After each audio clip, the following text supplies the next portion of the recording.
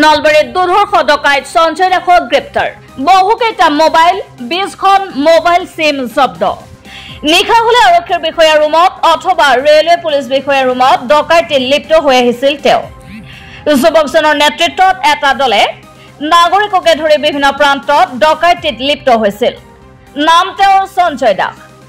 তেওঁৰ চেম্বাৰপুৰ আৰক্ষীয়ে আৰক্ষীৰ পোছাক ৰেল আৰক্ষীৰ পোছাক কামাণ্ডৰ পোছাক সহিতে লেপটপ কেইবাটাও মোবাইল 20খনকৈ মোবাইল সিম জব্দ কৰিছে নলবাৰী চহৰৰ কলা ফকিৰটোলাত ভাড়াতীয়া হিচাপে থকা ডকাইতৰাজী ভাগ্য বেয়া আছিল এক গোপন খবৰৰ ভিত্তিত অভিযান চলাই সোমবাৰে নিশা নলবাৰী সদৰ আৰক্ষীয়ে চহৰখনৰ কলা ফকিৰটোলাৰ পৰা গ্ৰেপ্তাৰ কৰে সঞ্জয় দাসক কি নাম আছে দিছো বাইক দিছো কি নাম কি কৰা তুমি কি কৰা কি কৰা হ্যাঁ আৰক্ষী কিয় ধৰিলে আৰক্ষী কিয় ধৰিলে মোবাইলৰ কাৰণে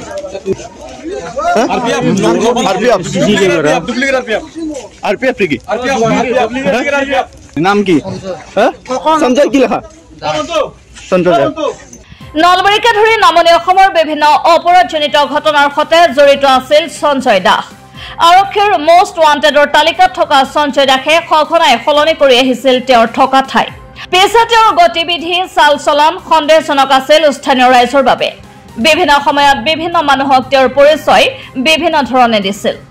কেতিয়াবা তেওঁ আৰক্ষীৰ বিষয়া কেতিয়াবা তেওঁ ৰেলৱে আৰক্ষীৰ বিষয়া আৰু কেতিয়াবা তেওঁ নিজকে CRPF বিষয়া বুলি পৰিচয় দিয়াতে ক্ষান্ত নাথাকি সামৰিক পোছাক পৰিধান কৰি ঘূৰি ফুৰিছিল সঘনাই ভাড়া ঘৰ সলনি কৰাই নহয় মোবাইল সিম কাৰ্ড সলনি কৰি প্ৰকৃত পৰিচয় লুকুৱাই ৰখা মোষ্ট ৱান্টেড সঞ্জয় দাসৰ আজি ভাগ্য বেয়া আছিল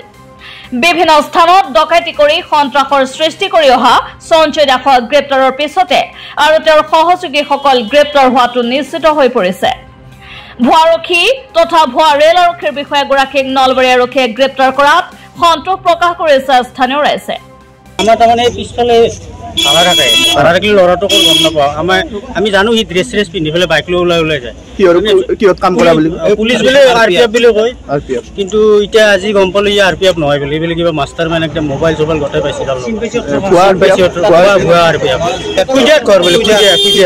কিমান দিনৰ পৰা ইয়াত বসবাস কৰি আছে সঞ্জয় দাস 2 মাহ 3 মাহ হ'ল চাগে সঞ্জয় দাস আজি আৰক্ষীয়ে ধৰি লৈ গৈছে সিমো পাইছে অফ্ৰখন লেপটপ পাইছে তাৰপিছত কিবা এখন মাস্ক পাইছে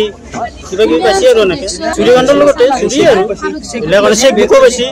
ড্ৰেছত যায় আপুনি ড্ৰেছত যায় আৰু ৰাতি ইনভেষ্টিগেট ঘৰৰ ভিতৰত কিবা ড্ৰেছ পাইছে নেকি পাইছে ঘৰৰ কলা ড্ৰেছ পাইছে একজোৰা আৰু পুলিচৰ ড্ৰেছ RPF ড্ৰেছৰ পাইছে আমি বিভিন্ন ধৰণৰ ড্ৰেছ পাইছে এই পুলিচ বুলি কয় আৰু RPF বুলি কয় আৰু যেনেকে যে আমি পুলিচ বুলি কওঁ ড্ৰেছত ওলাই যায় না news desk report Assam voice